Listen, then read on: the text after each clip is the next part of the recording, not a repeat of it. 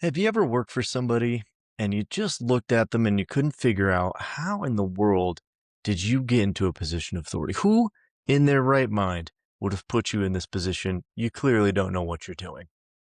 Well, if you've experienced that, then stick around because I'm going to talk about why that is and how you can avoid others looking at you exactly the same way. My name's David, and welcome to No Title Needed.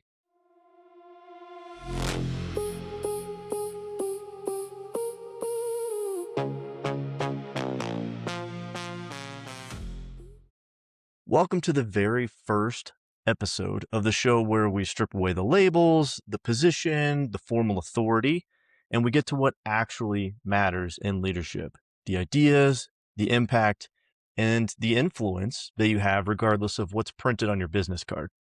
And if your current role doesn't come with the business card included, then you are actually exactly my target audience. This is all about the kind of leadership that doesn't just come with a corner office or a partner's desk or your name on the side of a building. It's the kind that you can practice right now, today, exactly where you're at and in whatever position you find yourself. This podcast exists to explore what it means to be a leader when we aren't the person at the top of the team or in charge of the organization. It's about how real influence works outside of the org chart, the organizational chart, and job titles and all of that kind of authority. The episodes for here are going to cover leadership, personal development, communication, decision making. The list goes on and on. There's a lot of ways to address this topic, but all of it is going to be through the lens that authority is granted by position, but influence is earned through action. This podcast is something that I've wanted to do for a really long time. For years, I've sat around dinner tables, living rooms, office spaces, and I've had great conversations with people about what it means to be a good leader. And these moments, I realize, really get me fired up. It makes me excited to get better at being a leader myself. And those conversations made me realize that there are a lot of people out there who are in positions of authority but have absolutely no clue what it means to be a genuinely good leader. And I believe that true leadership is found in the person, not in the position. So, who is this for? This podcast is designed to speak to a lot of different people. Um, First, anyone who might not have a position, but still wants to be a good leader or begin developing those skills. If you're thinking that you want to move into a position where you would have some authority and you want to be a good leader, this is for you. If you're someone who's earlier in your career, you're navigating that organizational structure, but you don't have any formal power or authority yet. You want to get there, but you're not there yet. Also, anybody frustrated by the title chasing culture, that's probably going to be all of us. But if you're out there and you're seeing they're clout chasing, they just really want to get to that title, they really want to be the boss because they want the power. This is for you too. Some warning signs maybe to talk about. And lastly, but certainly not leastly, I know that's not a word, anyone who has questions about how leadership might look on the ground floor rather than the corner office. And that means even if you work in the corner office and you want to understand leaders in your organization or how to do it better yourself. So here's my question. When you think of a leader, who or what do you picture? Is it a CEO? Is it a general? Is it the captain of the football team? Um, it could be any one of those. Maybe it's somebody that you know. Maybe it's a family member. Maybe it's a friend. Maybe it's a boss that you used to work with or currently work with, hopefully. Maybe it's a colleague from in the past that maybe they weren't in direct positional authority over you, but you always knew that they were wise and you wanted to follow them wherever they were going. What if I told you all of those could be leaders, but it's not the title that makes them that? Leadership, real leadership, is influence, and influence does not come from the title. So I want to start at the beginning. Obviously, it's the first episode. I kind of want to lay some fundamentals down. So I want to talk about 5 key fundamentals that I think are incredibly important for us to start for the ground level. So point number 1 is, what is leadership? Now, I've already kind of buried the lead a little bit on this. Spoiler alert, it's influence, but we'll talk a little bit more about it. Number 2, what is leadership not? What isn't leadership? I'm going to talk about 3 myths about leadership that I think really need debunked. Number 3, where does influence come from? How do we gain it? How do we earn it? How do we continue to invest in that? Number 4 is the importance of having vision. This is an incredibly important topic, but I'm going to hit on it a little bit today, and then we'll talk about it way more later on.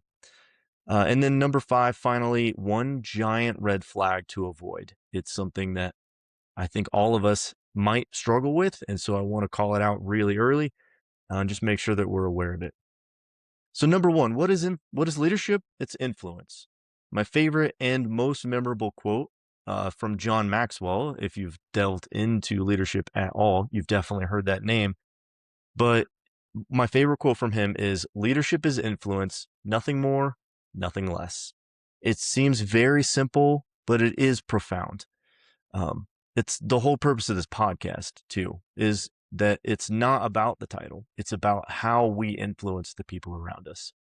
I can't tell you how many times I've been blown away, astounded at people in positions of authority over me, and they have apparently never even thought about cracking a book that has to do with leadership, even though there are hundreds of resources out there. There's books, podcasts, conventions, workshops, there's YouTube. There's so many different things in the world that you can just Google it, and you're going to find a lot of resources that'll help you get good at that. And I've worked for a lot of people. No, I'm not naming names for sure, but I've worked for a lot of people that could absolutely benefit from cracking a book like that. So I'm doing this because I want to support those who are interested in finding a better way, even if it's just a small ripple in a very big pond. Maybe you aren't super influential yet, but you're going to have influence somewhere. And so I want to help those types of people because I've been those types of people. I am those types of people. So if leadership is influence and nothing more, very simple, then it really doesn't matter where you sit in the org chart. What matters is the influence that you have on the people around you. So real quick, let's define the distinction between position or title and influence. So position is granted, influence is earned. So people follow titled leaders because they have to, right? They're going to listen to the boss because they're the boss. They're the one that signs my check. Not that people sign checks anymore, it's in the old days. But I get paid to do a job, and I have someone over me to make sure that I do that job. So I will listen to the positional authority because I have to. But people follow influential leaders because they choose to, because they want to. And there's a lot of buy-in for that is hugely impactful for teams. And it's why we want to be good at it. Number 2, I want to talk about what leadership isn't. So this is just 3. There are many more myths about all sort of things, the Loch Ness Monster, if you will, of leadership. But I just want to cover 3 that I think are incredibly important and need debunked for sure. Myth number 1, which is the one that I think of the most, is that leaders are born, they're not made. Warren Bennis said it this way, quote, "The most dangerous leadership myth is that leaders are born, that there's a genetic factor to leadership. This myth asserts that people simply either have a certain charismatic quality or not. That is nonsense. In fact, the opposite is true. Leaders are made rather than born." This is from his book On Becoming a Leader. It's fantastic if you want to pick it up and dive into that. Another great resource that's out there. Every aspect of leadership is a skill that can be honed. Communication, strategic thinking, emotional regulation, that's a big one. Talent recognition and development. These are all skills that can be learned, practiced, and honed to mastery. It just takes time, and you have to know where to look to find resources to help you get better at that. Myth number 2, the leader is always the smartest person in the room. Please do not fall for this one. This is not what influence is about at all. The belief that you always have to be right, you always have to be the smartest person in the room, or people aren't going to view you as a leader. It leads to micromanagement. It stifles innovation. People on the team can't have the right answer because you have to have the right answer. And it creates bottlenecks where all ideas have to come from you. And the really negative consequence is that that teaches the people beneath us what is expected and recreates that mentality for our team. And so we end up stifling all of those voices. If you've ever worked for somebody who didn't think something was a good idea unless it was their idea, this is where that comes from. And I think it's incredibly toxic. The leader's primary job is not to have all the answers, but to ask the right questions. This is so important. And this creates an environment where the team's collective intelligence can rise to the surface. And as you've heard, rising tides raise all ships. That is incredibly important for teams. And people want their ideas to be heard and accepted when they're good. And so this is something I hope that we definitely weed out. Here's something to think about. If you're looking around and you realize that you're the smartest person at the table, you're probably at the wrong table. And I want to be clear, this is not about arrogance. This is about recognizing the talent around you and surrounding yourself with people who can contribute in ways that you aren't able to, right? So you cannot be all things to all people. I will say this again for the people in the back. You cannot be all things to all people. You just can't. There will be areas that you are not as knowledgeable in, as experienced in, or comfortable in because you're a human being. You're not a robot, right? You don't have Chat GPT in your brain telling you what all the answers are. And so support yourself and support your team by surrounding yourself with people who are smarter than you in those areas. Good leaders find a way to make this happen. As you move up in the organization, it is more and more critical that the people around you are smarter than you are about a lot of things. The team's going to be better for it, and that really is the goal, isn't it? Myth number 3. Good leadership means being liked by everyone. My personal pitfall. This one is tough. They call this the likability trap, and I think it's so easy to fall into. There are a lot of good quotes about this too. So, quote, care about what other people think, and you will always be their prisoner. It's from Lao Tzu.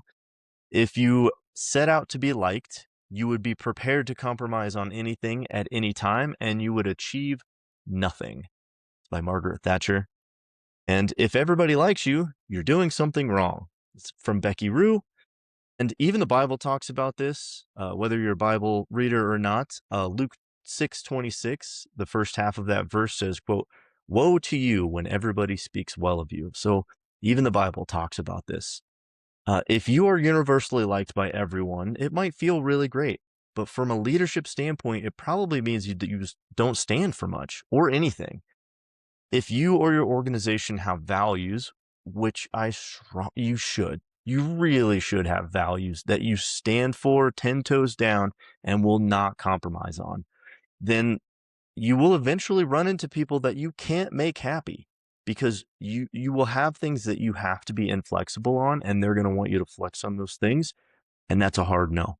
Can't do it. And that's okay. We have to have values as people or as organizations. We have to have things that we stand for and will not compromise on. That means that we're going to upset people, and that's okay, right? There's a right way to do that, right? There is a right way to do that. There is a wrong way to do that as well. But if we know what we're standing on, then we need to stand for it, and we are going to make people mad about that. Another point is that good leaders are willing to say the hard things. It is not caring to tell somebody what they want to hear all the time. If you are a parent, you know this, right? You cannot say and you cannot make your child happy at all times if they're going to grow up to be a functional member of society. The same is true in organizations. I'm not calling everybody children that works for us or reports to us, but that same mentality is true. We need to be open and honest with people. The truth is always better than a sugar-coated lie every time. And I get it. Saying it isn't going to make it easy. It doesn't. This is a very difficult thing to do, but it's good for business and it's good for the team.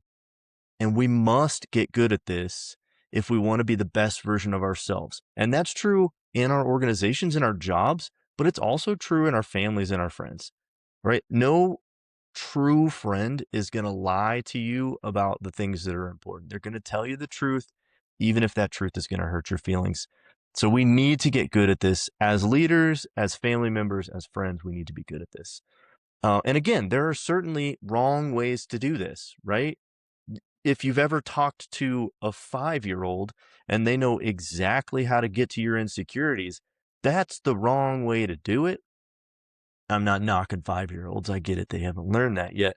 But if we're adults and we're in the industry of talking about these hard truths, we have to do this in a tactful and respectful way and not the other ways that are going to drive wedges between us. They're going to hurt feelings in ways that don't need to happen.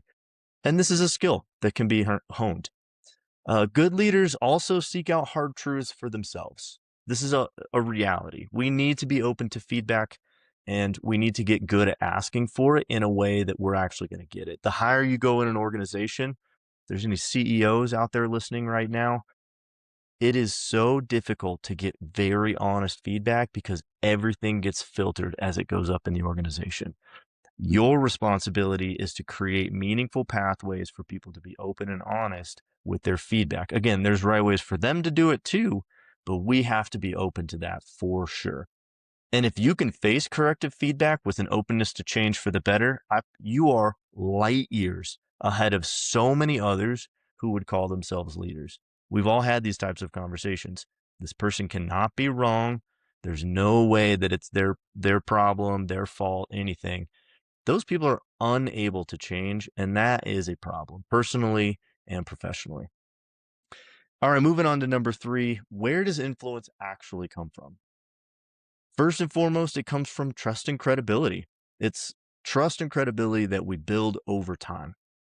So trust is not easy to build. If you have somebody in your life that you trust, that's probably not something that just popped up overnight, right? It took a little bit of time to get to know them, to see some consistency from them, to build that trust and to know that they're reliable. I really love this phrase, quote, trust is built in drops, but it's lost in buckets. It's so hard to build trust that's really meaningful, and you can lose it like that. So be very, very careful with the trust that you're building. Start here and guard it like the treasure it is. If you're building trust, protect that. It's important. We aren't going to get into the specifics of how to do this just yet. This is definitely a future podcast, but this is a huge component of effective leadership. So I will be talking about that in the future. And I know I talked about not having to have all the answers just a few seconds ago, if you remember that, but the expertise and competence in your domain that you have is also incredibly important for influence. You do not have to be the best or the preeminent expert, right? You don't have to be the only person that everybody comes to for a certain topic or your particular job. But you do have to know enough to be effective and insightful with questions, right? You have to understand the scope of what you're doing and what the team is trying to accomplish so that you can set guardrails for them, that you can ask clarifying questions, that you can poke at issues and problems before they arise. You have to be able to do that. So being insightful with your questions, strategic with your decisions, and reliable enough that your team has confidence in your ability to own the work and generate great outcomes. There needs to be that consistency for them. So we will talk a little bit more on this in just a bit. You also need to cultivate an ability to communicate in a way that resonates. I'm not talking about being able to give a Captain America style let's go fight for king and country and get everybody riled up and rah, all that kind of thing. That's, that's inspiring and motivating and all of these things. That's not exactly what I'm talking about, although great if you have the ability to do that, but it is about the impact of your words. This is about turning the vision that you have for where you're going into something others can wrap their minds around. They can put their hands on it and say, yes, I understand this. And that gives them the opportunity to buy into it. I understand exactly where you're trying to take us, and I agree. So I'm on board. Let's go. The tricky part of this is that there are different ways to connect with different groups. Uh, Correct me if I'm wrong, but you would probably talk to the CEO at your company different than you would talk to one of your employees. It's not a difference of respect or appreciation, but it is a different type of conversation for sure. I definitely discuss things with my boss at a different level than I would with someone from another department or the CEO or volunteer, or the way that I talk to my parents on the phone is a very different way of communicating. Not that I'm getting them to buy into my leadership vision at work, but communicating is different for everybody, and you need to really hone that skill as well. And just as important as being able to communicate what you're thinking, it is so critical that you are good at listening. You have to be good at this skill. My goal in any meeting, and I will admit that this is a topic that is as much for me as it is for anybody else. But my goal in meetings is to ask 5 times more questions than I give answers. There's a lot of benefit that comes from me asking those questions. It gives me to clarity, make sure that I understand what's being said. It helps validate them and that they're being heard, whoever this person is, because we all want to be heard, don't we? It helps us collaborate. And in a lot of instances, it allows me to grant a level of authority to the people that are talking to me. So if someone on my team, I'm a manager, if they come to me and they're asking, hey, how do we do this? If I just give them the answer, then they're going to go do that thing, problem solved, that's great, and then we're going to move on. But if I ask questions and see where they're at, I can determine, do they already have an answer that they're wanting me to get to or that they've thought about that might work? And that can sometimes be a better idea than the one that I'm thinking. And so it validates their ideas, it gives them authority and grants them a little bit of leadership for themselves because they've now influenced me. They have influenced up in the organization and they've been a leader to me, and they have the ability now to go do something on their own authority that way I don't have to just tell them to go do it, right?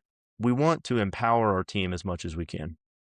So if you find that you're doing all of the talking, check that you're actually communicating and not just preaching at your team. And that can be tough. And then finally, for this one, there has to be consistency between words and actions. We're talking about integrity, right? If we say a thing, we have to do a thing. And this is where credibility is validated or destroyed. If you say one thing and you do another, your team will not trust you. You erode that every time you do it, and you will have zero credibility with your team, right? You have to be able to say one thing and do that thing. Or, and this happens sometimes, hey, I'm dedicated to this thing. Cool, I've communicated that to my team. Well, now this thing isn't possible for some reason, budget cuts, the economy, whatever. We can't do this anymore. I need to go back and explain to my team why things fell apart so they understand the connection. They can say, well, he promised and something happened, which is why it's not able to happen now, in a way that we can understand. And again, that goes back to I'm not going to be able to make everybody happy all the time, which is why it's so important that if we say a thing, that we need to try to do that thing. So, and I mentioned it, every promise kept bolsters that trust with your team, and the inverse is equally true. A C.S. Lewis quote is, quote, integrity is doing the right thing even when no one is watching. We've all heard that. Little side note here, little insider baseball for you. Someone is almost always watching. If you are influential, and especially if you're in a leadership position, somebody is watching.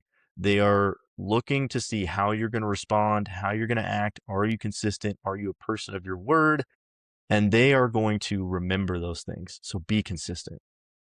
Number 4, the importance of having a vision to cast. Now, if you're not sure what I mean by vision, that is your homework. Please go do a lot of research on what vision is, how to cast it, all of those things. But vision is your North Star. It lets everyone know where you're going, and it's the target by which all decisions are filtered. So if this decision over here is going to take us away from our end stated goal vision, that's an easy no. Even if it's a really great idea, it takes us away from what we're trying to accomplish. But if it takes us towards what we're trying to accomplish, that is an easy yes for us.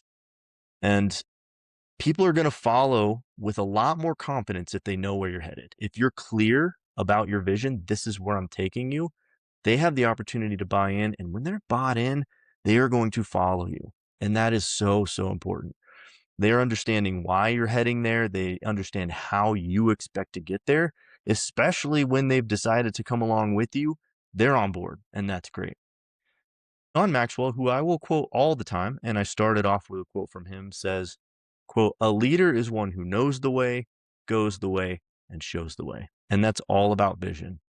Vision is so critical and so important that this is definitely a future episode, and it will be one whole episode, at least one by itself, because I think it's that important. And then moving on to 5, one giant red flag to avoid: the hero complex. Good leaders do not feel compelled to prove their worth.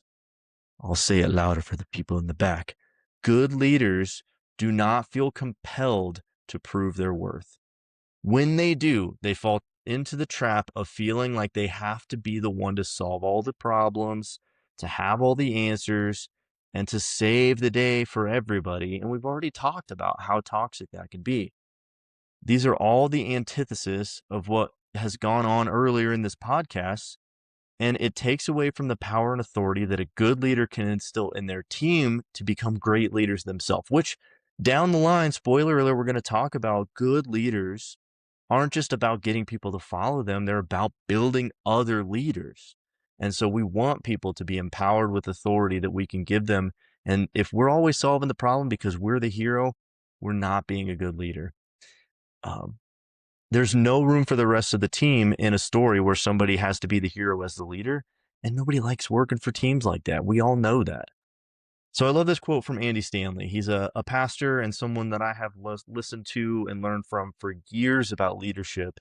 Um, and his quote is, "Leaders who don't listen eventually find themselves surrounded by people who have nothing to say." This goes back to my earlier comment. The team will learn from the way that you interact with them. And if you do this wrong, you will teach your team not to bring ideas to you because you're going to solve the problem one way or another. Leaders are not the superstars in the field. I know sometimes we want to feel that way, but we are the coaches on the sideline. Our job is to design the strategy, to prepare the team, and to put them in a position to win. And when they do, they're the ones that get to receive all the accolades. They're the ones with the trophies. They're the ones with the public praise. We are the ones that get to sit back and we get the deep fulfillment of seeing potentially realized hard work pay off. We get the respect that's earned not from a single moment of glory, but from the consistent growth of every person on that team because they know we've supported them behind the scenes and they're the ones getting all the praise. We get the quiet knowledge that we've built something greater than ourselves. And I love this word, we get legacy. We have the ability to instill in others who will then go and instill in others and create a legacy of leaders. That is a huge topic that we'll talk about later as well. So that's it. I'm going to wrap it up for today. Thank you guys so much for being here. I hope that there's been something in there that you could take, that you can put into practice. If there was something that really stood out, or something that you'd really like to learn more about, please throw it in the comments. Let me know what that is. I'm going to be reading them. It honestly is probably going to shape some of my future episodes as well, but I want to know what resonated with somebody. If you get a chance, if you did like it and you stuck through it, please like the video and share it with someone that you think would benefit from something that we talked about. Whether it's the whole thing or just a tiny nugget, send it to somebody and see what they think, and then have a dialogue. That's been the most educational element for me, is talking about these concepts and then taking it into a conversation and just really noodling on it, trying to figure out how does this topic, how does this principle work in my life? How can I apply it in my current role, in my current position? And I really love that. So I'll leave you with one challenge before I get out of here. This week, identify one problem or opportunity that's within your sphere of influence, not your sphere of authority, not necessarily your sphere of authority, but your sphere of influence. Then this week, take one intentional action to move that forward, whatever that might be. So thank you so much for being here. I will see you next time on No Title Needed.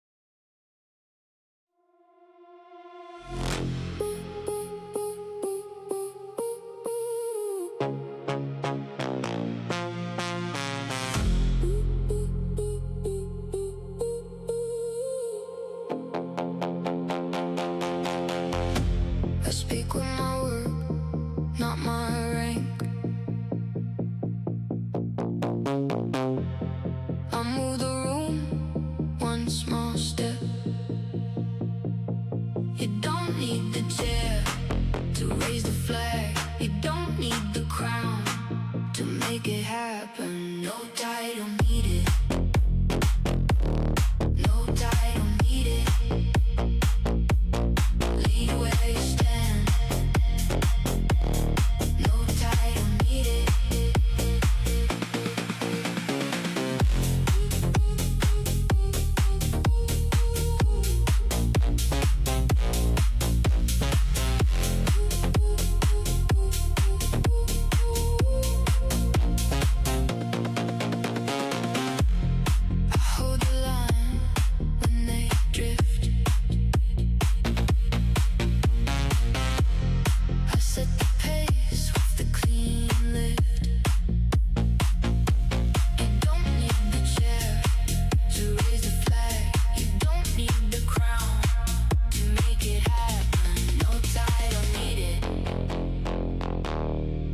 Title needed. Lead where you stand.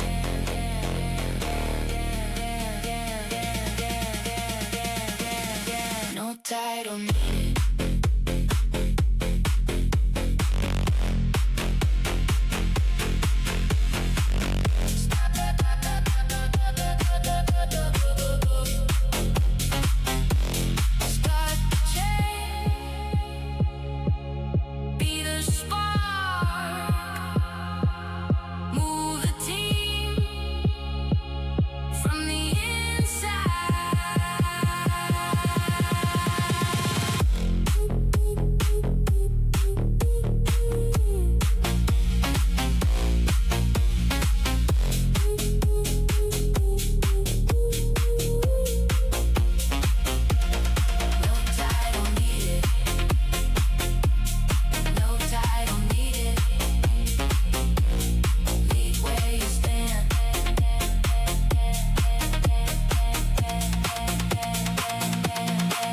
Title needed.